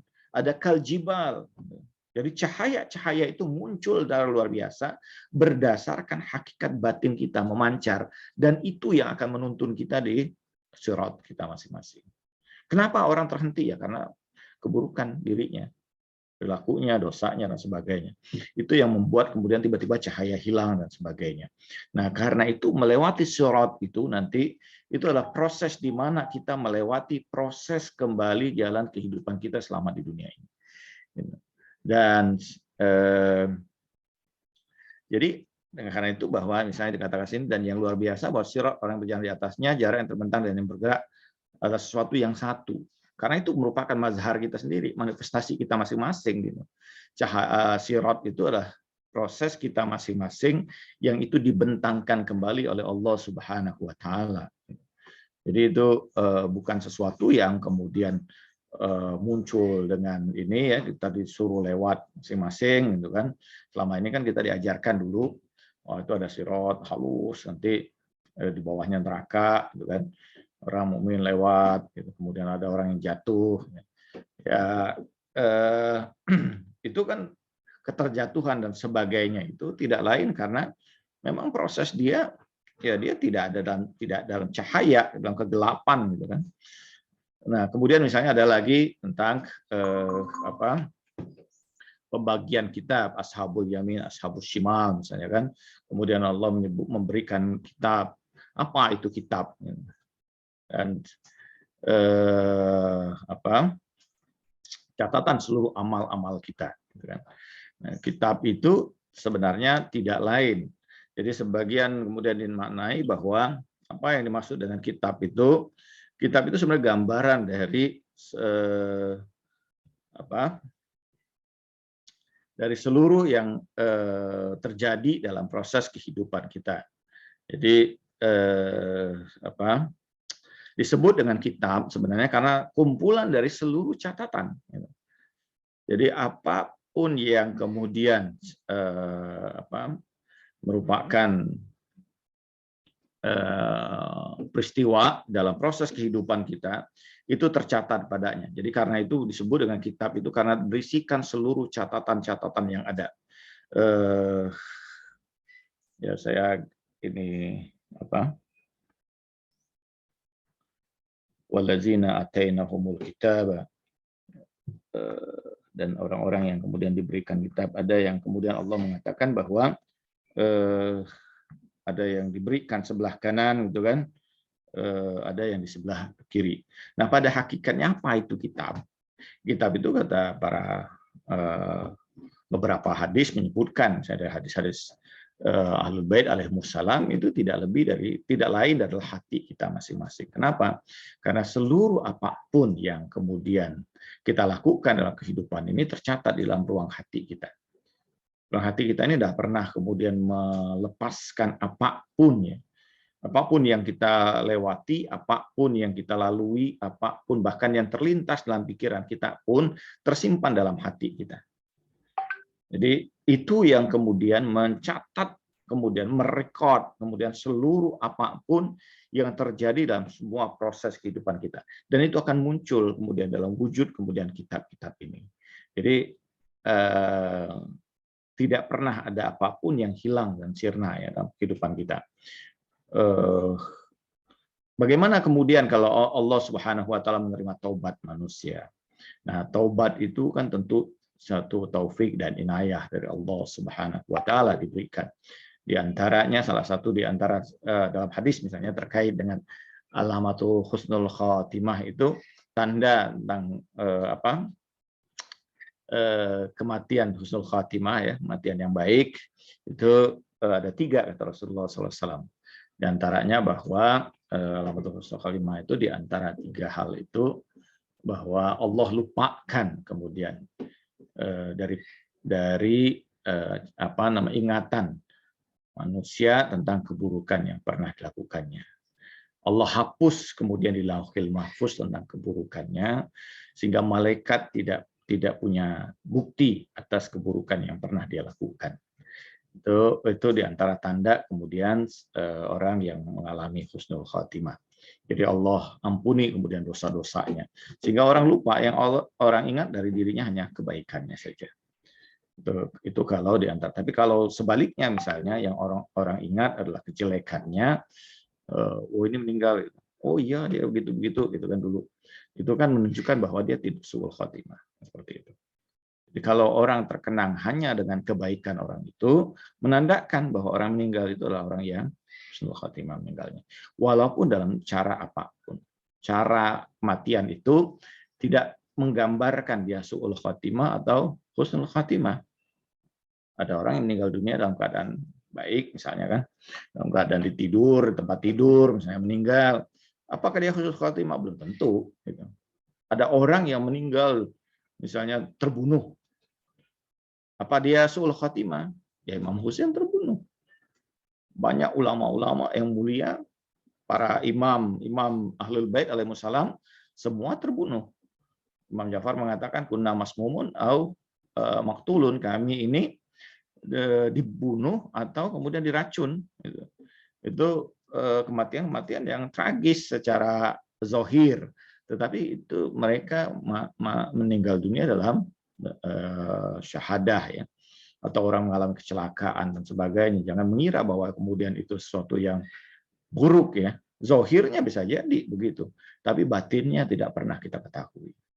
Dan tidak berarti bahwa juga orang meninggal dunia dalam keadaan yang mungkin zahirnya kita lihat begitu. Tapi bisa jadi karena dia kemudian memang orang yang baik dalam ketaatan pada Allah, dia meninggal dunia dalam keadaan yang ringan, walaupun dalam kelihatannya luar biasa misalnya. Hati dan ruh merupakan ruang jiwa yang situ seluruh aktivitas manusia tersebut tercatat. Bahwa perkataan ataupun tindakan yang dilakukan manusia memiliki pengaruh pada jiwa manusia. Dan jika perkataan dan perbuatan tersebut dilakukan secara berulang, maka kedua itu akan membentuk karakter atau jiwa. Dan ini merupakan sumber bagi secara yang muncul pada diri manusia. Jadi jiwa kita atau ruh kita ini, seluruh apapun yang ada ini tidak pernah terlepas darinya ya. Semua tercatat, tersimpan. Dan itulah yang kemudian menjadi catatan kita, kitab. Ada lagi misalnya dalam hadis Nabi mengatakan bahwa kulla sa'atin kalbab ya. Setiap saat itu nanti di yaumil kiamat seperti pintu ya. Yang ketika kemudian kita ini membukanya, maka di situ muncullah seluruh apa yang pernah kita lakukan. Dan kita berharap bahwa ketika itu adalah kebaikan yang kita lakukan. Tapi kemudian muncul ternyata itu keburukan, membuat kita kemudian ketakutan. Kita berharap membuka lagi pintu berikutnya. Kulla sa'atil insan kalbab, kata Rasulullah.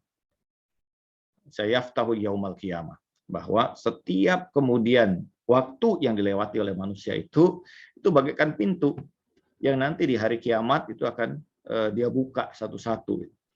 Seperti membuka lembaran. Catatan seluruh hal yang menjadi catatan kita. Nah, kalau kita melihat kitab yang kemudian ada, ini menggambarkan bagaimana penulisnya. Jadi kitab itu sebenarnya, kenapa kemudian sebelah kanan, sebelah kiri itu menggambarkan kemuliaan. Jadi itu menggambarkan kemuliaan dari orang yang menulisnya masing-masing. Jadi kalau kita misalnya membaca buku, Bu, ya, bahwa buku itu bagus misalnya, maka kita pasti menyatakan bahwa penulisnya itu luar biasa, cerdas, pinter misalnya kan, luar biasa, punya pengetahuan yang luas, sehingga bisa menulis buku yang seperti ini. Nah, itu sebenarnya kenapa? Karena buku itu menggambarkan diri kita. Jadi kenapa kemudian Allah membagikan kitab? Karena itulah gambaran diri kita nantinya. Di situ tergambarkan kemudian seluruh bagian yang ada pada diri kita. Kemudian ada lagi yang disebut dengan mizan. Allah banyak menggunakan istilah mizan. Ada hanya ada beberapa bagian Allah dalam Al-Quran menyebutkan istilah mawazin. Kenapa kemudian ada mizan, ada timbangan? Setiap kita akan ditimbang. Dan setiap kita punya timbangan masing-masing. Karena itu Allah menggunakan istilah, kebanyakan Allah menggunakan istilah jamak mawazin, ya. Karena ada banyak sekali timbangan itu. Setiap apa yang ada pada kita itu nanti di yaumil qiyamah ditimbang. Harta kita ditimbang, ilmu kita ditimbang, gitu kan. Kesempatan kita ditimbang, kenikmatan yang diberikan pada kita ditimbang, sakit kita ditimbang, kemudian perilaku kita ditimbang, misalnya perkataan kita ditimbang, seluruh ditimbang luar biasa. Ada satu kisah, Ayatullah Burujerdi, itu adalah gurunya Imam Khomeini rahmatullah alaih. 6 bulan sebelum beliau wafat, beliau berhenti mengajar. Dan para muridnya kemudian bertanya-tanya, tapi tidak mendapatkan jawaban. Sampai setelah meninggal dunia, ada yang bertanya kepada putranya, kenapa? Apakah sudah sakit selama 6 bulan itu sehingga Ayatullah Burujerdi tidak mengajar? Anaknya berkata, tidak, ayahku sehat. Tetapi dia di satu malam dia terjaga dari bermimpi dalam tidurnya itu, dia terjaga di alam mahsyar. Dia saksikan luar biasa, kemudian alam itu menakutkan, orang sibuk dengan dirinya masing-masing. Dan dia saksikan kemudian ada malaikat yang begitu menggetarkan kemudian tubuhnya, wajahnya, dan bertanya kepadanya, dari golongan apa engkau? Aku tidak mampu menjawab, tapi tiba-tiba keluar jawaban dari diriku bahwa aku adalah seorang ulama. Dan mulailah kemudian malaikat itu bertanya, menanyaiku satu persatu, sehingga menggigil diriku, ketakutan luar biasa.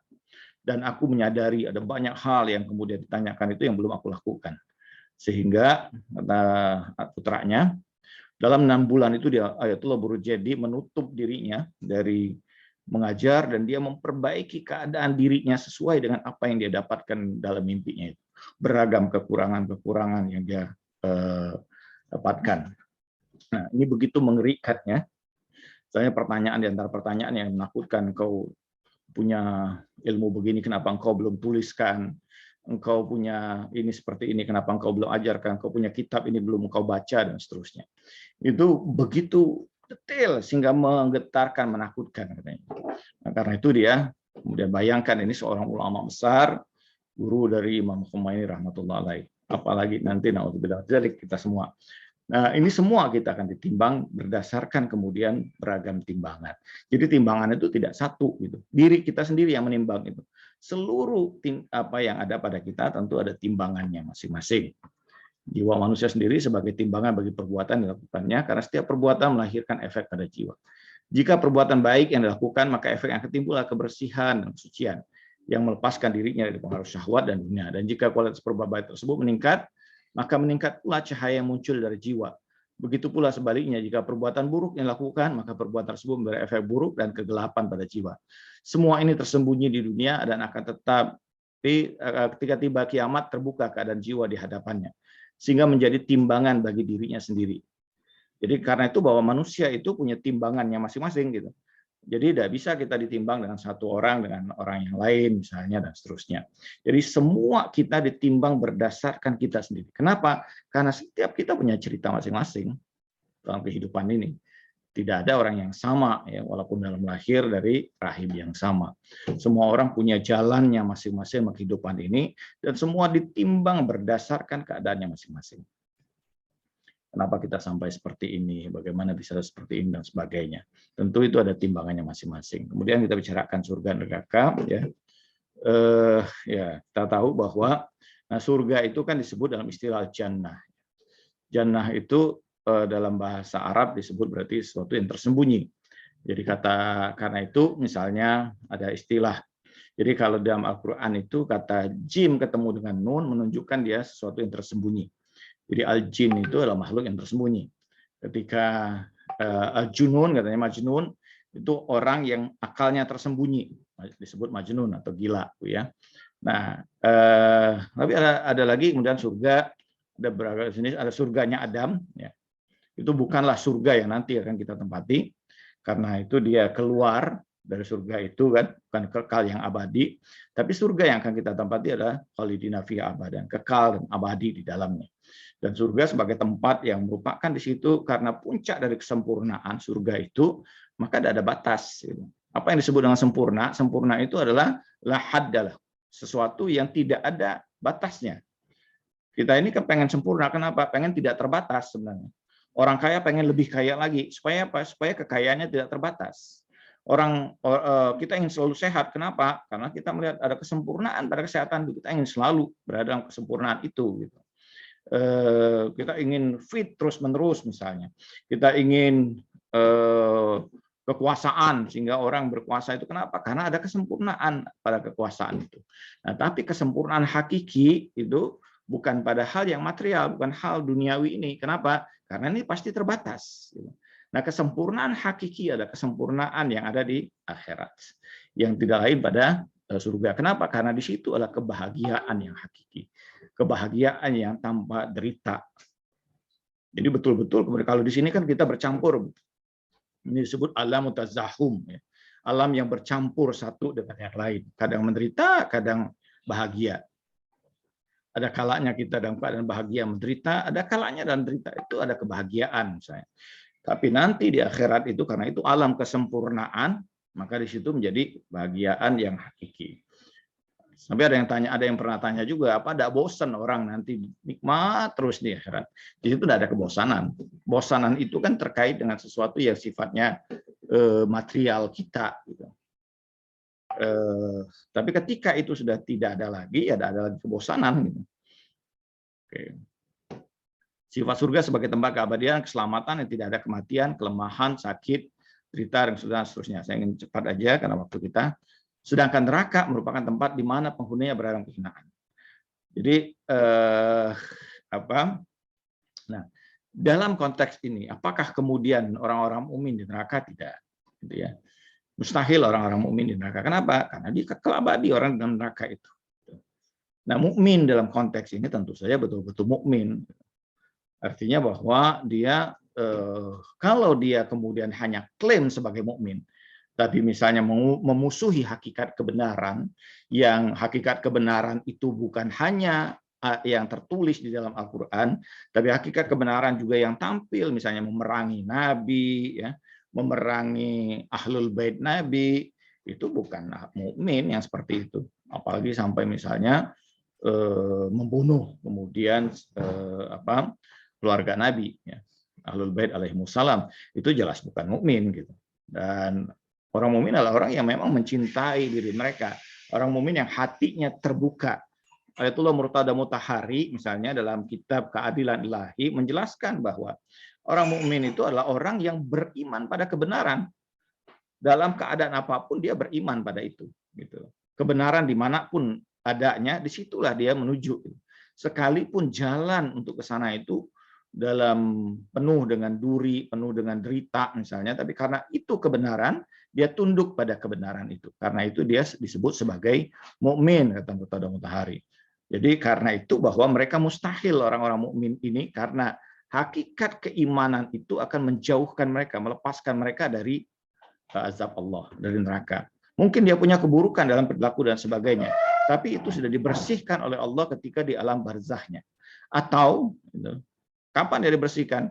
Ketika dalam proses kemudian yaumil mahsyar, dalam sirat, dalam mizan, ini yang kemudian membuat dia berat dan sebagainya. Bagi orang-orang mukmin itu sudah derita bagi dia, yang menghapuskan kemudian seluruh keburukannya sehingga sampai dia di dalam surga Allah. Dan perlu diketahui bahwa proses masing-masing ini begitu panjang. Rasulullah mengatakan bahwa misalnya hari yaumal mizan, hari perhitungan, hari mizan itu ke alfa sanatin, seperti 1000 tahun dalam dunia ini. Jadi masing-masing daripada fase ini begitu panjang, luar biasa. Jadi jangan bayangkan kemudian orang di akhirat tiba-tiba langsung masuk surga atau neraka. Ada proses yang panjang. Tapi ada orang yang melewati dengan sangat cepat. Gitu. Kan bukankah dalam hadis dikatakan bahwa apa? Dakhalal jannah bila hisab. Dia masuk ke surga tanpa perhitungan. Ada orang yang sangat cepat melewati itu semua, tapi ada orang yang sangat lambat. Masing-masing tergantung dari keadaan diri mereka masing-masing. Walaupun mukmin itu, insya Allah, bagaimana hadis-hadis dari para aimah menunjukkan bahwa orang-orang mukmin pasti dijanjikan Allah masuk ke dalam surga. Berapa lamanya itu tergantung dari keadaan kita masing-masing. Oke. Nah, upaya pencapaian bagian dengan aktivitas yang mensucikan beragam kekurangan, keburukan, dan penyakit yang ada pada jiwa, seiring aktivitas kemudian makrifat kita, ya, menghasilkan kemudian pengetahuan, terutama pengetahuan yang hakiki, ya, seperti yang mungkin kita pelajari dalam hakikat yang sekarang, makrifat sebagai jalan penyempurnaan diri kita, karena pengetahuan atau makrifat itu merupakan bibit penyaksian. Hal tersebut, ya, karena di antara kita dengan kalau kita kemudian berbicara tentang hakikat batin dan sebagainya seperti ini, maka kita selalu berorientasi kepada Allah Subhanahu wa taala. Dan itu adalah makrifat yang paling tinggi. Makrifat yang akan mengantarkan kita tentu saja pada puncak dari keimanan kita. Yang itu yang akan menyelamatkan kita.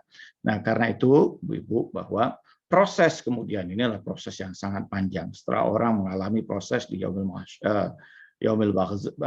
alamul barzah, jadi hidupkan, dibangkitkan kembali nanti menuju akhirat.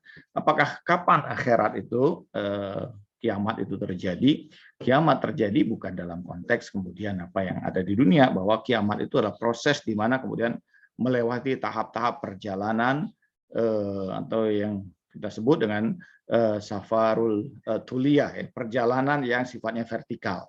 Bukan ardia, bukan kemudian perjalanan di mana bumi ini hancur. Iya, itu kiamat juga, itu, tapi kiamat adalah makna hancurnya alam. Tapi kiamat yang sesungguhnya bahwa orang dibangkitkan di alam akhirat untuk berhadapan dengan pengadilan Allah Subhanahu wa taala. Nah, mudah-mudahan ini bermanfaat bagi kita. Walhamdulillahirabbil Silahkan, mungkin kalau ada pertanyaan silahkan, Bu. Ya, di chat ada 2 pertanyaan, Ustadz, dari Ibu Widya dan Ibu Alfi. Saya bacakan, apa Ustadz yang mau baca sendiri, Ustadz?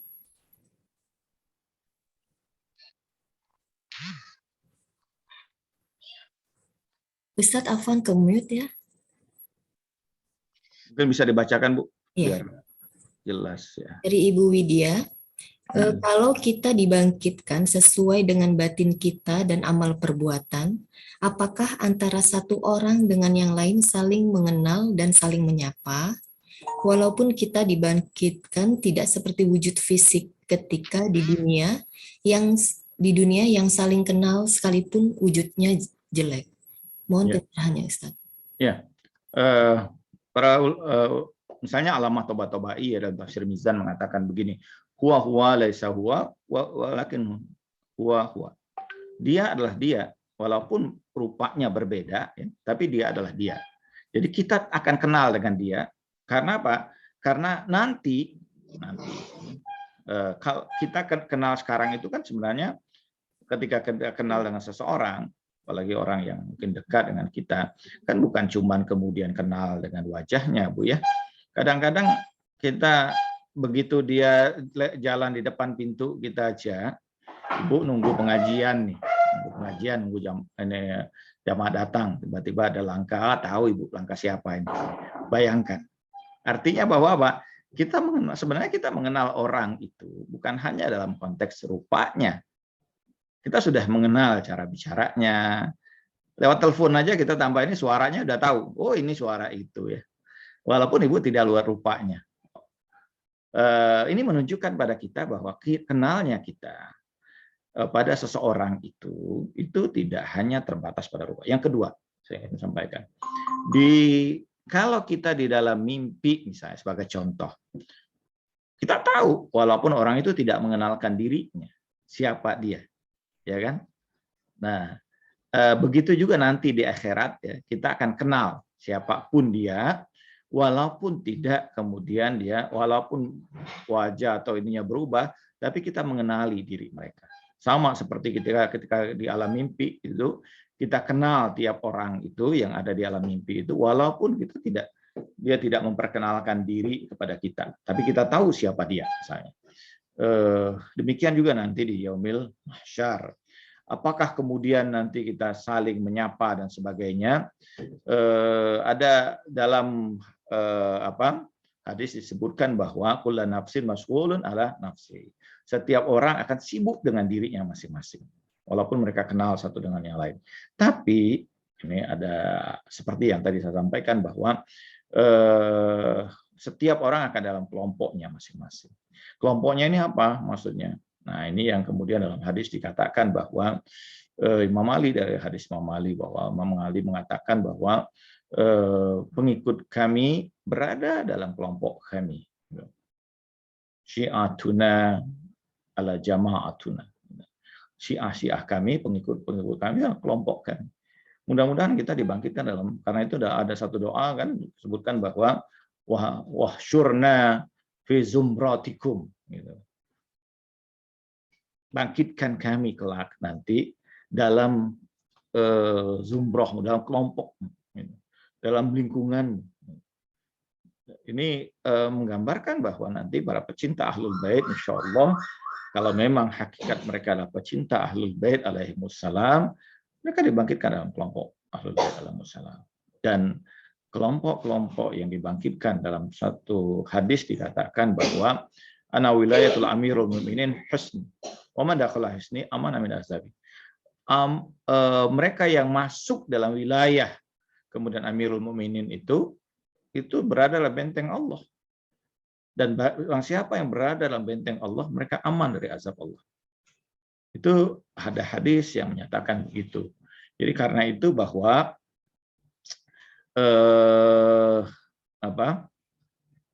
itu adalah gambaran atau kemudian, jadi kalau memang kita mudah-mudahan kita sebagai pecinta Ahlul Bait alaihimussalam ya, betul-betul dari batin kita, walaupun kita tentu perilaku kita dan sebagainya masih jauh, tapi di dalam hati kita ada percikan cahaya kecintaan pada Ahlul Bait alaihimussalam. Mudah-mudahan itu sudah menjadi modal kita dibangkitkan dalam zumrah Ahlul Bait alaihimussalam. Bagaimana doa yang kita selalu sampaikan dalam ziarah misalnya kan kita sebutkan itu.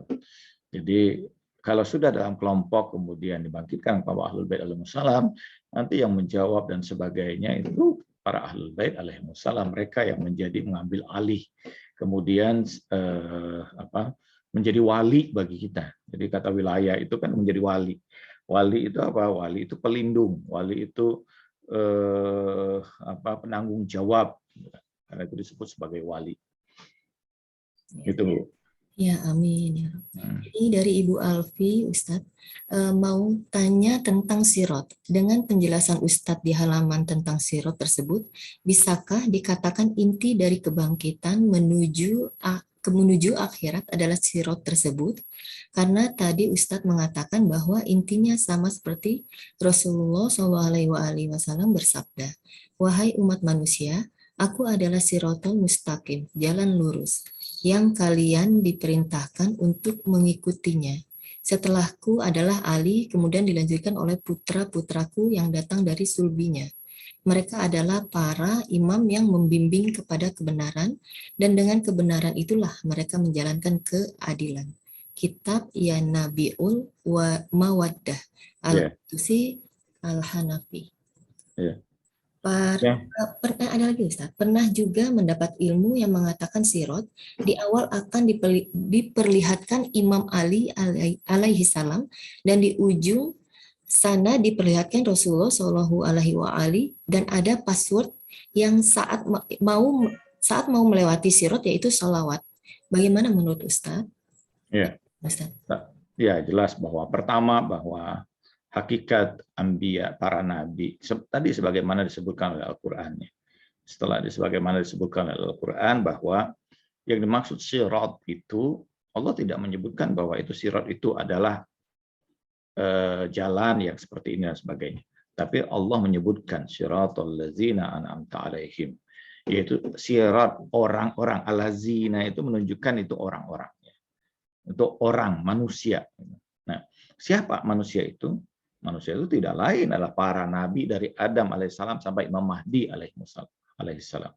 Seluruh mereka itu merupakan garis lurus yang satu yang merupakan sirat Allah Subhanahu wa taala di muka bumi. Jadi orang yang tidak berjalan dalam jalan mereka, sesungguhnya mereka tidak berada dalam siratul mustaqim. Ada sirat ila jahannam, ya. Allah sebutkan bahwa ada yang jalan yang langsung menuju neraka juga ada. Siratul ila jahim, ya, neraka jahanam. Jadi, jadi karena itu orang yang tidak mengikuti mereka sebenarnya tidak berada dalam sirat, ya. Nah, mengikuti ini bukan baik secara ini, ada secara begini. Ada orang yang mungkin muslim, ya, muslim. Mereka sebenarnya mencintai, tunduk pada kebenaran, tapi bahwa informasi tentang misalnya Ahlul Bait alaihimussalam itu tidak sampai kepada mereka. Sebagaimana Imam Ridho alaihissalam mengatakan, la arafuna mahasina kalamina la tabauna. Kalau saja manusia itu tahu tentang apa yang kami sampaikan ini, mereka tuh pasti mengikuti kami. Tapi bahwa sebelum sampai pada apa yang disampaikan itu, mereka sudah dimasukin kemudian oleh upaya-upaya syaitoniyah yang berusaha untuk kemudian memalingkan manusia dari kebenaran. Itulah yang kemudian mencerca Ahlul Bait alaihimussalam, ya. Kemudian menceritakan keburukan ajaran Ahlul Bait alaihimussalam, sehingga orang yang sebenarnya pada hakikat mereka, hati mereka beriman, tunduk, ya. Ada satu kisah saya ingin sampaikan. Saya dulu punya tetangga yang cukup baik dengan saya, namanya Pak Adam. Dia bekerja di Pupuk Sriwijaya dulu ketika saya masih di kampung. Anak-anaknya belajar ngaji dengan saya, dan satu anak perempuan yang tertua namanya Nera. Dan kemudian dia memilih pesantren atas pilihan yang saya juga di Radatul Ulum, kemudian masuklah di pesantren itu. Nah, anak itu kemudian mengidolakan lah untuk seperti saya untuk kemudian belajar agama. Dan kemudian saya berangkat ke Iran. Nah, saya sering mendapatkan berita. Sampai kemudian setelah saya pulang dari Iran, saya karena kesibukan, saya cuma sempat mengajar beberapa kali kepada anak itu dan sudah memperkenalkan Ahlul Bait alaihissalam. Dia sudah banyak bertanya. Dan luar biasanya anak ini, Nera ini, dia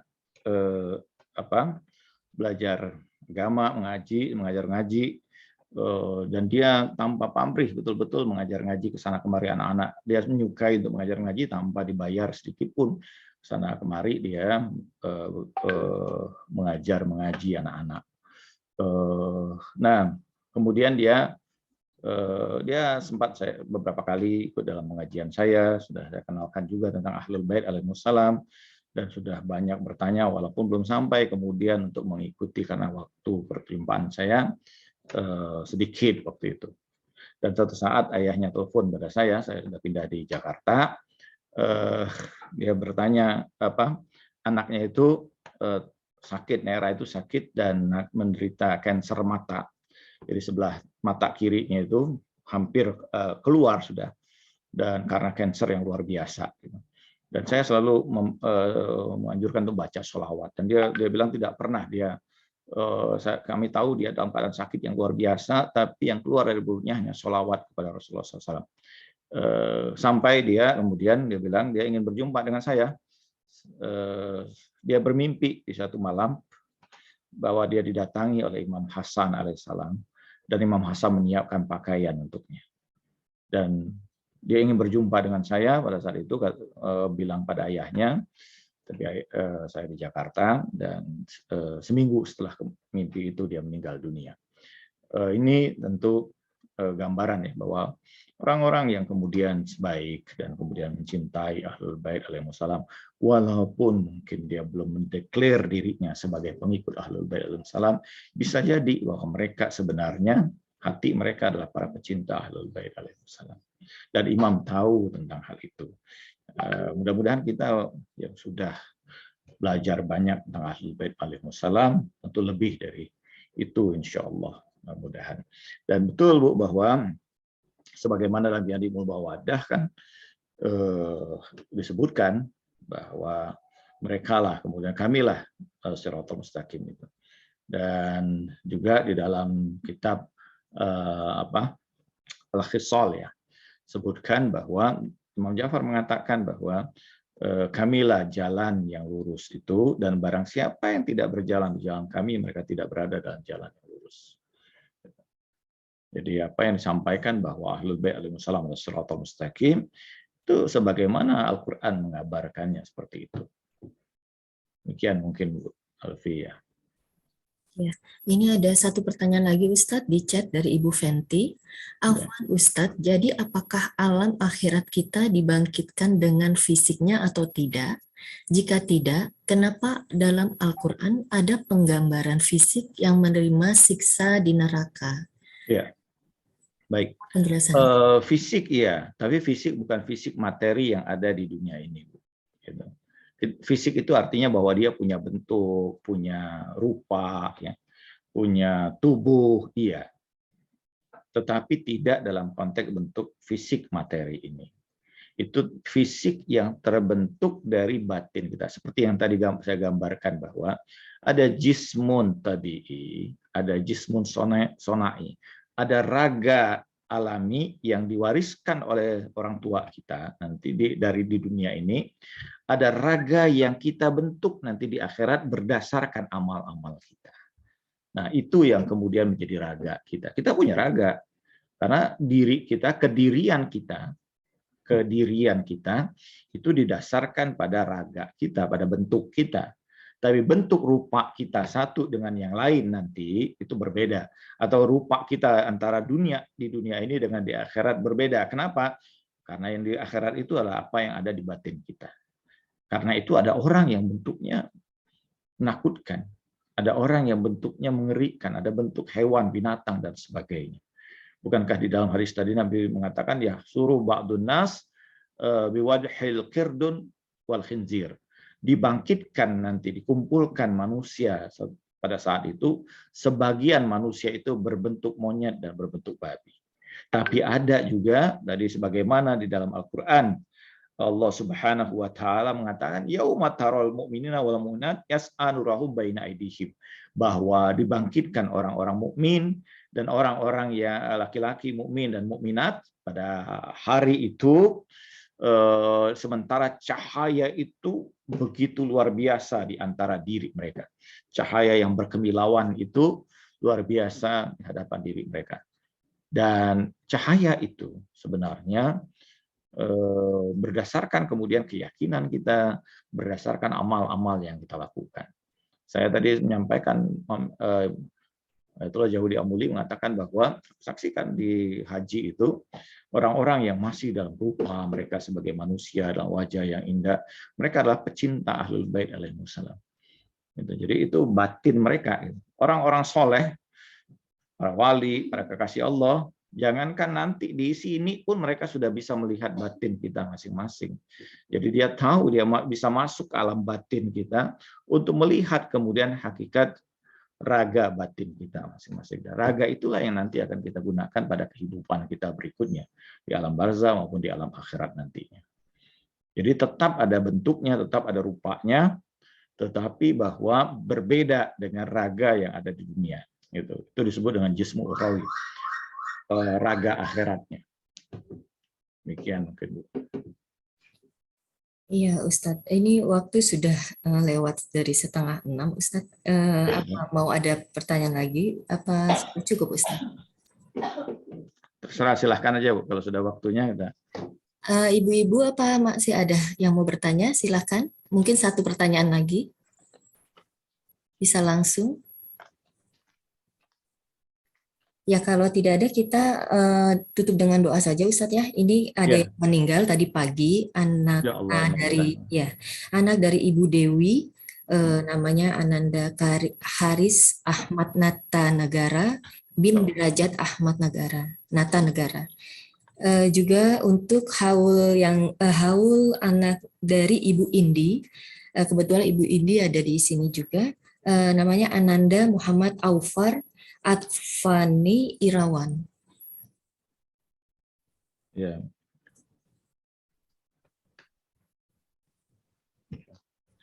Yuk kita ila hadratin Nabi Mustafa Rasulullah sallallahu alaihi wasallam, wa khususan ila arwahi ajdadina wa jaddatina wa abaina wa ummahatina, wa khususan ila ruh aimatul ma'sumin alaihimussalam, wa khusus ila ruh Haris bin Nata Negara, Aufar Adifan Irawan, Muhammad Aufar Advani Irawan. Allahumma gfir lahuma warhamhuma wa usi' qabruhuma wa anzil ilaihuma barakatan minas sama'i wal ard wa syurhuma ma'ahlul bait alaihimussalam wa ja'al qabrahuma raudatan min riyadil jannah. Allahumma salli wa sallim wa barik ala Muhammadin wa ali Muhammad. Ya Allah, kami mohon kepadamu untuk kedua hamba-Mu yang telah Engkau panggil pada saat ini, ya Allah. Demi hak Nabi-Mu dan keluarganya yang suci. Ya Allah, masukkan dia dalam kedamaian, dalam kebahagiaan, dalam ampunan-Mu, ya Allah. Jadikan kuburnya taman di antara taman surga-Mu, ya Allah. Allahumma ya Allah, tinggikan derajatnya, muliakan beliau, ya Allah. Kumpulkan bersama dengan hamba-hamba-Mu yang soleh. Berikan ketabahan, kesabaran, ya Allah, bagi orang tua yang ditinggalkannya, bagi keluarga yang ditinggalkannya, ya Allah. Allahumma ya Allah, curahilah hamba-Mu ini dengan beragam kebaikan, ya Allah. Karena Engkaulah Zat yang maha baik. Allahumma salli wa sallim wa barik ala Muhammadin wa ali Muhammad. Allahumma arifna nafsak, fa'ilam tu'arifna nafsak lam na'rif rasulak. Allahumma arifna rasulak, fa'ilam tu'arifna rasulak lam na'rif hujjatak. Allahumma arifna hujjatak, fa'ilam tu'arifna hujjatak dolalna an dinina. Wala tuzigh qulubana ba'da iz hadaitana. Allahumma syurna ma'a nabiyyika Muhammadin sallallahu alaihi wasallam. والسيدة فاطمة الزهراء عليها السلام وأئمة المعصومين عليهم السلام. اللهم بحق فاطمة وأبيها وبعلها والسر المستودع فيها برحمتك يا أرحم الراحمين. Allahumma ya Allah, kenalkan kami pada diri-Mu. Sekiranya kami tidak mengenal-Mu, maka kami tidak mengenal Rasul-Mu. Ya Allah, kenalkan kami pada Rasul-Mu. Sekiranya kami tidak mengenal Rasul-Mu, maka kami tidak mengenal hujjah-Mu. Ya Allah, kenalkanlah kami pada hujjah-Mu. Sekiranya kami tidak mengenal hujjah-Mu, maka tersesatlah kami dari agama kami. Ya Allah, jangan sesatkan kami setelah Engkau berikan petunjuk pada kami. Ya Allah, demi hak Sayyidah Fatimah Az-Zahra dan ayahnya, dan suaminya, dan keturunannya, ya Allah. Gabungkan kami kelak bersama dengan Ahlul Bait alaihimussalam. Birahmatika ya arhamar rahimin. Walhamdulillahi rabbil alamin. Al-Fatihah.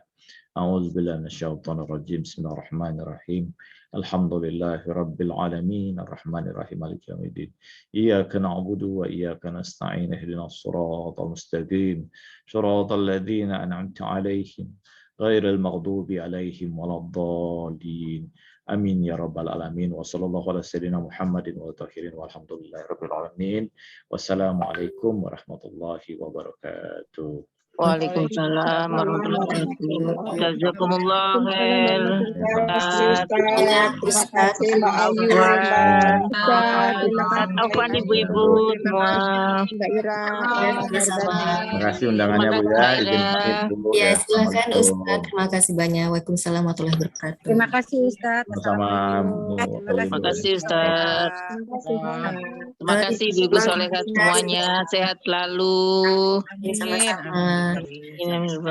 Assalamualaikum warahmatullahi wabarakatuh. Waalaikumsalam warahmatullahi wabarakatuh. warahmatullahi Terima kasih ibu-ibu yang sudah bergabung. Insya Allah 2 minggu lagi kita akan bertemu lagi ya dengan kajian yang berbeda dengan Ustadz yang yang nanti yang akan kita hubungi kembali di info di grup ya ibu-ibu ya.